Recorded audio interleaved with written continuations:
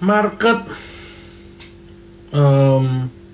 agak kempes ya teman-teman, sempat dibuka menguat cukup signifikan, agak kempes.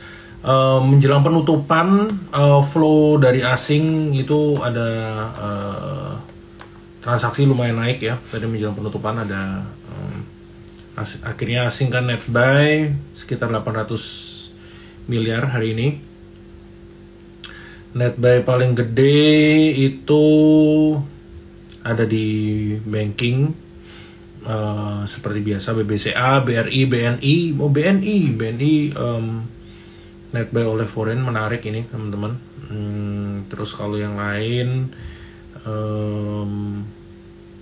beberapa saham IPO naik ya.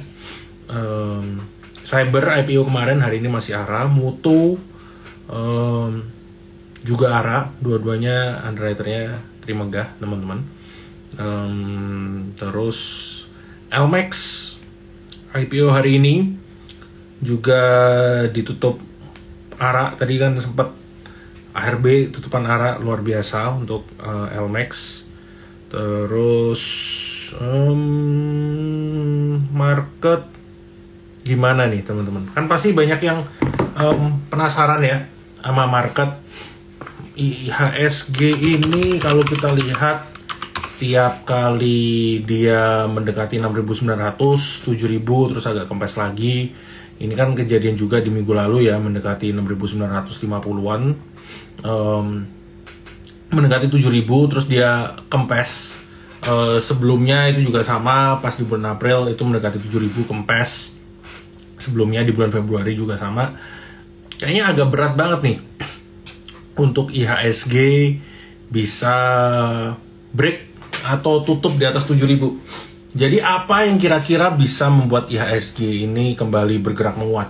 Jadi sebenarnya resisten ini belum berhasil di break itu kan sejak Desember teman-teman. Sejak Desember tahun 2022 IHSG belum berhasil break resistannya. Padahal kalau kita lihat mungkin big banks itu bergerak menguat, Bank Mandiri ya itu sudah all time high, di BRI itu juga bergerak menguat. Nah, tapi kenapa IHSG ini belum berhasil break?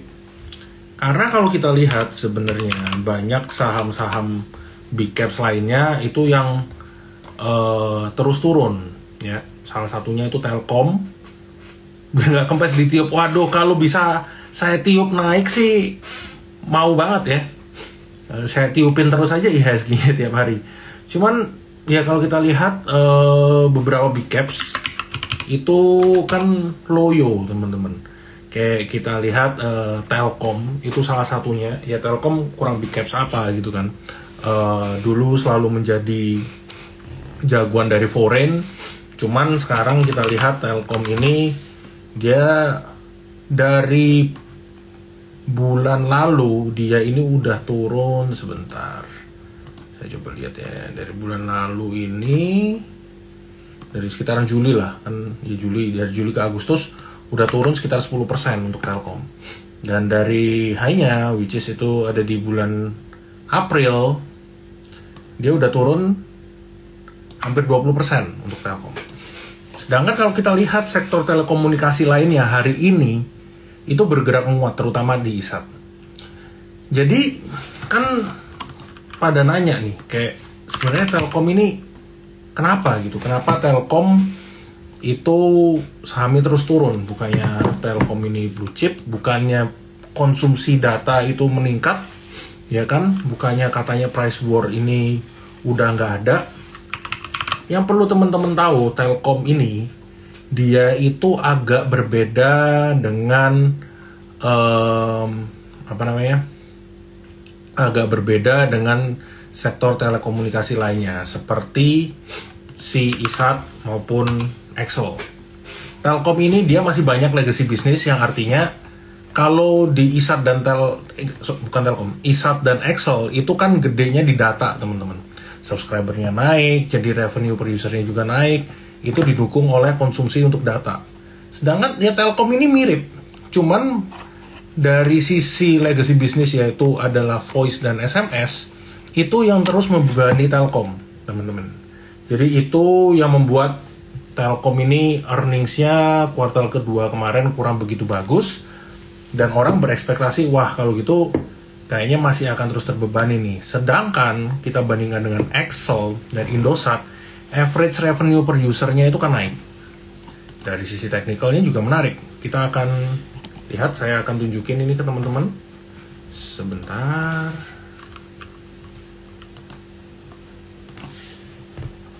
Kalau ada pertanyaan silakan ya. Kita akan ngobrol-ngobrol santai aja.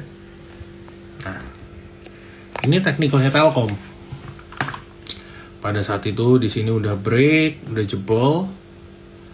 Sekarang sih, ini kan ada support lagi dekat sini teman-teman. Cuman apakah Telkom ini masih menarik? Kalau menurut saya sih kurang begitu menarik, teman-teman. Ya.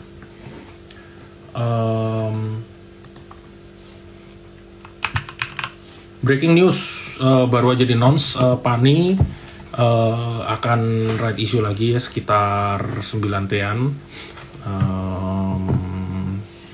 Menarik kan, dia akan ada acquire beberapa PT dan akan ada tambahan land bank juga, berarti cukup menarik. Nih yang saya mau kasih lihat tadi itu di sini teman-teman. Nah ini laporan keuangannya Telkom. Nah kalau teman-teman lihat di sini ya, ini sebenarnya dua item ini yang membebani Telkom, yaitu seluler dan SMS. Dimana ini nih kelihatan nih teman-teman, turunnya cukup dalam ya. Jadi kenaikan yang lain, mau itu kayak data dan lain-lain, ini masih belum bisa meng-offset ini. Itu sebenarnya yang membuat Telkom ini masih belum begitu menarik.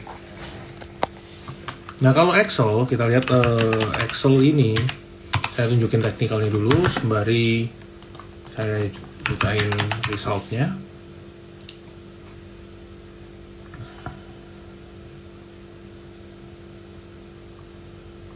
Ini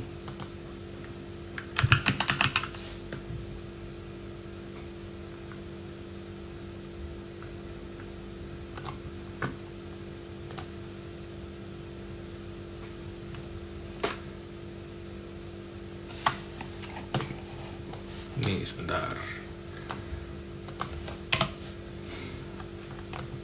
Ini agak kebalikan nih teman-teman ya grafiknya. Kalau Telkom tadi mungkin teman-teman bisa lihat seperti ini. Excel justru kebalikannya nih. Ya seiring dengan laporan keuangannya juga sih teman-teman kalau kita lihat ya. Oke, kita akan bahas teknikalnya dulu untuk Excel. Ya, ini kan sebenarnya dia juga mencoba break dari resistannya nih. Sebenarnya kalau ini berhasil di break, ya ada kemungkinan untuk berpotensi melanjutkan penguatan. Next resistannya di kisaran sini, di kisaran 2700. ISAT yang hari ini kan, dia ini sebenarnya ISAT ini masih bergerak sideways teman-teman. Dia itu ada all time high-nya di sini. All time high-nya itu 10.000 ya. Oke, kita coba lihat aja. Ini kan sebenarnya dia highest semingguan terakhir ini ada di kisaran 9.650. Ini belum berhasil di break. Kalau ini berhasil break, apalagi berhasil break dari 10.000, itu ya cukup menarik. Kan ISAT ini ada yang mulai spekulasi, oh dia nanti akan masuk ke MSCI dan lain sebagainya. Ada kemungkinan, tapi mungkin ya mungkin kemungkinan masuknya ya nanti apakah yang di November, apakah yang di tahun depan, ya kita coba tunggulah kalau untuk MSCI. Tapi secara overall dari sisi teknikalnya juga masih menarik ini untuk si ISAT. Terus selain sektor telekomunikasi, apalagi nih teman-teman, nih saya kasih lihat resultnya ISAT dulu sedikit. Ini kalau teman-teman bandingin, ini revenue-nya, ini kan dia masih naik 6%, hampir 10%. Selulernya ini grow-nya juga cukup tinggi. Terus number of subscriber-nya, kalau teman-teman perhatiin di sini, number of subscriber-nya juga naik. dari segini ke sini. Jadi sebenarnya mau Q on Q, year on year itu naik. Itu yang sebenarnya menarik. Nah, number subscriber naik, average revenue per usernya juga naik. Kalau subscribernya flat, revenue-nya flat, ya itu kurang menarik. Tapi ini kan subscriber naik, average revenue per usernya juga naik. Jadi menarik sebenarnya ISAT. Ada yang nanya Goto tadi kenapa nih teman-teman? Oke, Goto.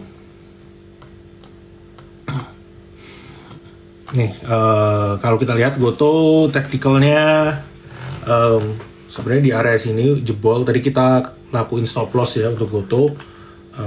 Sorry buat teman-teman yang ngikutin. Ini kita udah stop loss ya di hari ini.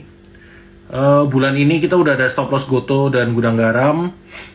Yang profit taking atau trailing stop itu ada di Excel dan Pani. Nah, Goto ini kenapa? Jadi Goto ini laporan keuangan kan kira-kira itu minggu depan ada yang ada rumor sebenarnya. Ada rumor bahwa laporan keuangannya itu Goto bakal kurang oke.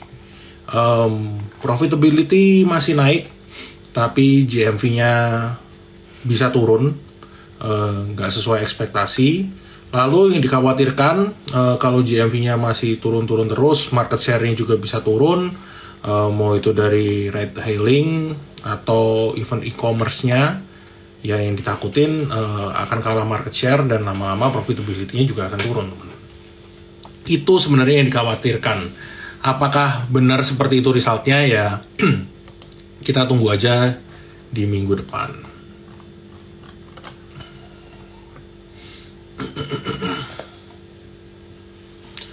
Pani menarik. Nih Pani. Tadi kita udah sempat sebenarnya udah sempat pasang TP ya, udah trailing stop. Jadi pas dia trigger di harga ini 19.10 itu kita udah pasang trailing stop dan sebenarnya udah keluar ya, tapi kayaknya mungkin melihat dengan sentimennya, newsnya masih cukup positif ya, kita lihat besok. Sebenarnya dari sisi teknikal masih cukup oke. Kalau bagi teman-teman yang belum sempat profit taking, belum sempat kurangin barang ini kan sebenarnya resisten deket sini ya, hold aja nggak apa-apa. Kita coba lihat apakah dia bisa berhasil break besok. Maha boleh masuk lagi nggak? Maha ini kita udah sempat call juga. Saya akan pakai chartnya yang ini kan lebih kelihatan ya. Jadi di area-area ini itu sebenarnya masih menarik untuk entry, which is area ini kan berarti di kisaran 260 ke bawah ya. Ini menarik untuk entry. Tadi ini kan sempat masuk di area-area ini. Oh, tutupan sebenarnya di berapa sih? 248. Oh ya masih oke, masih di dalam area ini. Cicil aja di area-area ini. Support di 228. Big Banks, BBNI ini meskipun laporan keuangan kuartal keduanya kemarin kurang begitu bagus. Mungkin kalau teman-teman yang rajin sering ngikutin market talk, saya sering banget ngomong BBNI. Kalau BBNI laporan keuangan kuartal keduanya jelek, which is udah cukup di expected, itu teman-teman bisa lakukan buy on weakness. Tapi ternyata cuman menyentuh support sebelum dia akhirnya berhasil rebound lagi nih teman-teman. Justru saya ngarep ya agak turun-turun sedikit karena ya biar bisa dapat lebih murahan. BBNI yang BBNI lakukan sekarang itu, BNI kan sekarang direksinya ada bekas orang-orang Mandiri ya. Dimana Mandiri ini kan 1-2 tahun yang lalu mereka udah berhasil sukses melakukan kitchen sinking, bersih-bersih, sehingga Bank Mandiri ya bisa kelihatan resultnya bagus banget. Kan Bank BUMN, Mandiri, BRI, BNI resultnya paling bagus ya so far adalah Bank Mandiri teman-teman. BBNI ini mereka sedang melakukan apa yang Mandiri lakukan 1-2 tahun yang lalu ya. Apakah ini akan berhasil? We'll see. Tapi memang kan manajemennya ada bekas dari orang-orang Mandiri, jadi saya rasa strateginya udah oke lah kita tinggal tunggu. Terus BBNI ini kalau kita lihat sekarang valuasinya kan tinggal udah akan naik 1,2. Waktu itu 1,1-an saya tungguin, tapi ya 1,1, 1,2. Kapan lagi teman-teman sebenarnya dapat big banks valuasi di bawah 1,5 kali book. Jadi menurut saya masih cukup menarik BBNI. Technical mungkin agak lama karena ini range-nya juga gede, nggak break. Gak usah di sini, yang ini aja. Saya rasa juga akan takes time ya untuk bisa break. Tapi kalau teman-teman mau koleksi big banks, BBNI menarik. BTN rumornya mau beli bank syariah. We'll see. Ya, kita tunggu aja rumor-rumor. Kalau kayak gitu ya most likely mungkin kalau bank BUMN ya mungkin yang akan dibeli juga salah satu yang BUMN. Breeze. Halo Bro Abdul. Breeze ini sama, ini masih sideways teman-teman. Tapi sideways-nya menarik. Kenapa? Dia teman-teman lihat ini di MA 200, yang orange ini MA 100. Di MA 200-nya mantul, di sini juga mantul. Nah, sebenarnya di area-area ini masih menarik untuk entry. Makanya Breeze ini adalah salah satu memang yang lelet, tapi kita masih ada ya di stock pick kita untuk call. Range buy-nya dari 1640 ya sampai waktu itu agak tinggi malah. Ini jadi sebenarnya udah bisa agak turunan lagi. Untuk Breeze ini area buy-nya di dekat-dekat sini. Sekarang pun ini kan sekarang dia sedang bergerak dekat MA 20-nya.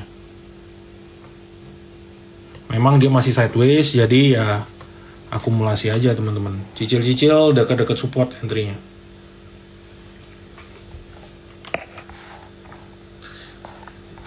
Breeze, terus tadi Medco. Medco ini salah satu yang diuntungkan kalau harga minyak naik. Paling diuntungkan ya Medco, Pegas dari Saka Energinya, even Wintermar. Medco ini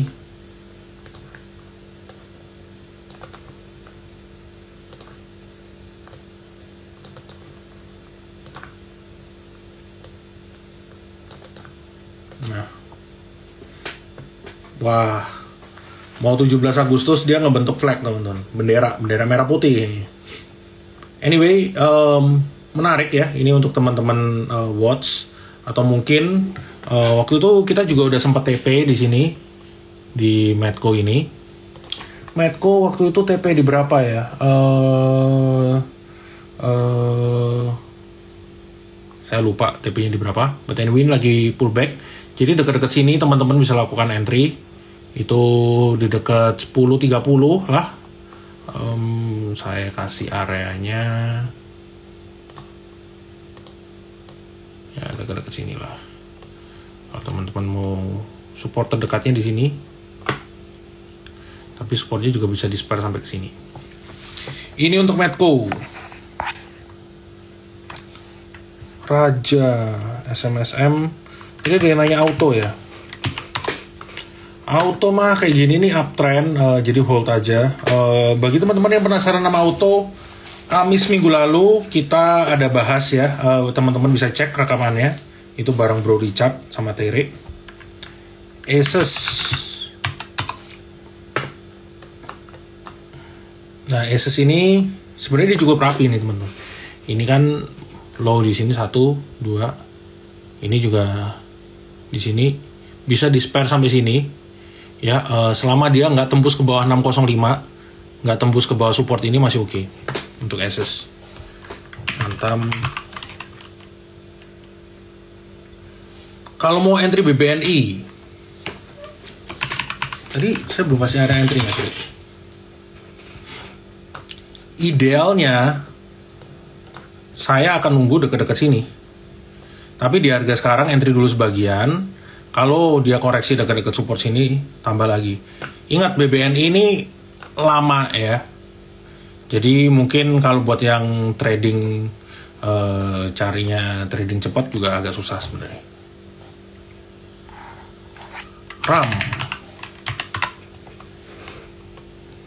RAM ini menarik. Nih kalau teman-teman lihat, dia resisten di sini. Ya, resistennya itu di sini. Itu di kisaran 920, 930. Kempes, mendekati sini kempes lagi. Entry-nya di mana? Teman-teman bisa coba lakukan entry dekat-dekat sini. Itu di dekat 705, 710. Entry dulu sebagian di sini. Kalau ada koreksi dekat-dekat sini, justru mungkin teman-teman bisa lebih agresif nambah di dekat-dekat sini selama dia nggak jebol dari supportnya berapa sih? 540. Swingnya gede, itu yang perlu diperhatiin RAM. Tapi kalau ada pullback masuk aja, nggak ada masalah. BBCA mah all time high lagi nggak sih? Hari ini berapa sih? Oh iya, 9.400. Hampir all time high lagi. Ini BBCA hampir all time high lagi. Hold aja kalau bagi yang punya BBCA. Nggak usah terlalu khawatir. Apalagi buat teman-teman yang invest, yang bingung, saya bingung beli saham apa yang bisa saya pegang jangka panjang. Saran saya selalu bilang kalau teman-teman yang baru mulai investasi, bingung beli saham, mulainya di mana, mulai di BBCA. BBCA ini nggak pernah salah. Kalau sampai BBCA laporan keuangannya gonjang-ganjing, ya saya rasa perbankan lainnya juga pasti akan gonjang-ganjing. Tapi kita masih cukup bullish ya untuk sektor perbankan, terutama di semester kedua ini. Ditambah lagi kan kayaknya suku bunga ini soon untuk Indonesia ya. Dari view-nya Om Farul itu bakal mulai cut rate untuk BI ini di akhir tahun ini teman-teman. Jadi kalau kita lihat sektor-sektor yang sensitif terhadap suku bunga itu menarik, seperti properti. SMRA ini kita entry-nya udah mantap nih dekat-dekat sini, tapi naik dikit kempes. Anyway, nggak apa-apa, marketing sales-nya bagus, laporan keuangannya juga masih oke. Dekat-dekat sini tambah aja. CTRA ini juga sama. Nah sebenarnya mirip-mirip nih teman-teman, dekat-dekat sini untuk entry. Apalagi ya, BSDE nggak kempes. Properti lain tadi Pani udah kita bahas ya, udah kayaknya. Ini juga masih menarik di area-area segini. Membatasi dividen untuk perbankan, saya rasa sih susah ya sebenarnya kalau membatasi dividen untuk perbankan. Kenapa? Karena balik lagi teman-teman, bank-banknya ini kan juga adalah bank BUMN yang punya pemerintah. Ya pemerintah pasti juga akan butuh dividen. Kalau misalnya PTBA aja dimintain dividen, ya I don't see kenapa, saya nggak ngelihat kenapa perbankan ini harus dibatasi dividennya. Elsa, Medco udah kita bahas. Elsa ini juga udah break ya.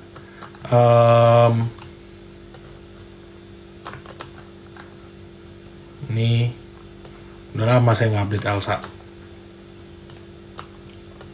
Next resist di kisaran 428 untuk Elsa. Elsa udah, Medco udah. Tadi kayaknya ada yang nanya Antam. Antam ini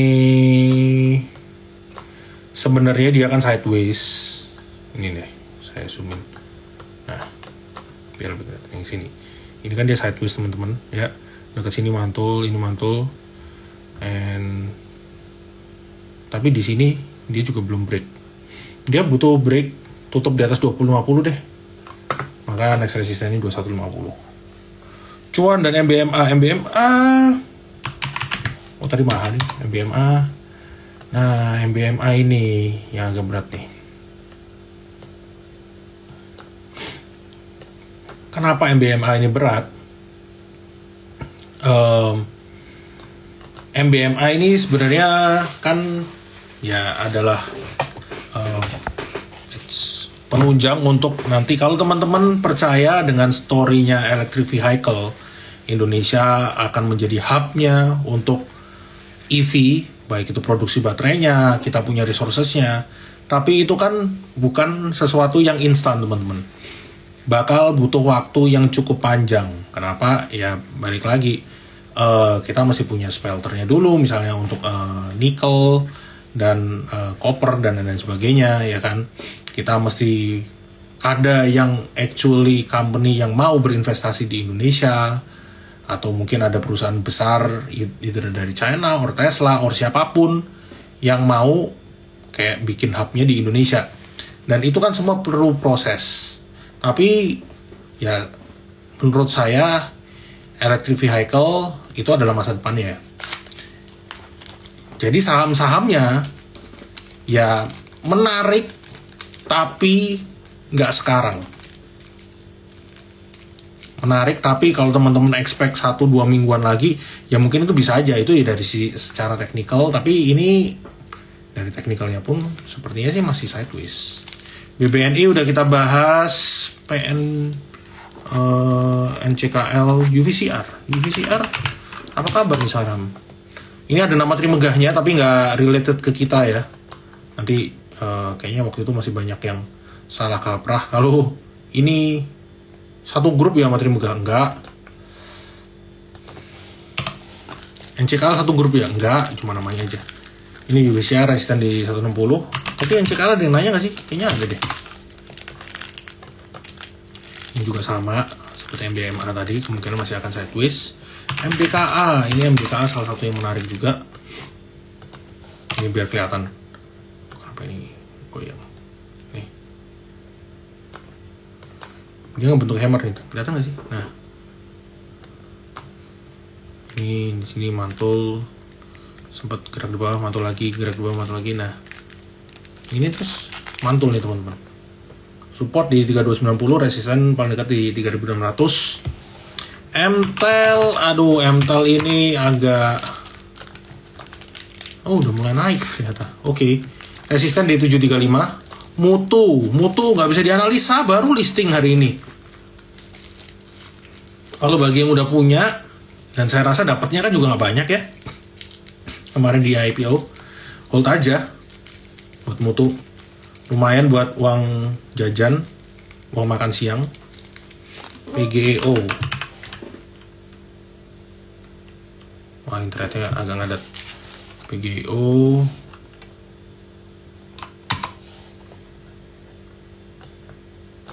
Bevin. Sambil sembari menunggu PGO, ini internetnya rada ngadat, kita coba lihat bursa US udah buka. Koreksi ya teman-teman. Jadi Amerika Serikat ini menunggu besok itu akan ada data inflasi US. Salah satu yang paling penting yang ditunggu oleh investor ya, baik itu dalam atau luar negeri, karena itu yang akan menjadi arah nanti The Fed ini masih akan naikin suku bunga di bulan September atau stop. Ya, naik atau stop. Belum kalau turun suku bunga di bulan September. Saya rasa sih belum, tapi mungkin ya akan stop atau either naik lagi. Terus China tadi rilis inflasi slowing down ya, China deflation. Perlu teman-teman ingat, Indonesia itu ekspornya 20-30% itu ke China. Jadi kalau China ini slowing down, Indonesia juga pasti akan kena. Kalau permintaan dari China menurun melambat, Indonesia juga pasti sedikit banyak akan terkena impact. Dan juga Asia secara general ini juga bisa terkena impact. Dan sebenarnya itu kan udah mulai kelihatan, batu bara misalnya, permintaan dari India kan waktu itu sempat menurun ya. Harga batu baranya kan makanya agak kempes. Astra. Ini tadi siapa yang nanya PGO ya? PGO ini menarik nih. Ini resistennya di sini. Tanpa disadari, ya tapi memang range-nya ini kecil ya teman-teman ya. Sekarang sih ke resistennya udah nggak begitu jauh upside-nya. Cuman ya bagian teman-teman punya hold aja, siapa tahu ini bisa ngebreak. Astra ini result oke. Sektornya juga masih oke. Biar lebih kelihatan jelas. Resisten di 7250. Itu ya teman-teman, besok kita tunggu inflasinya Amerika Serikat, karena ini yang akan menjadi gambaran penting untuk menentukan arah dari The Fed, apa naikin suku bunga, apakah stop nanti di bulan September. Sekian dan terima kasih teman-teman. Thank you semua, selamat malam.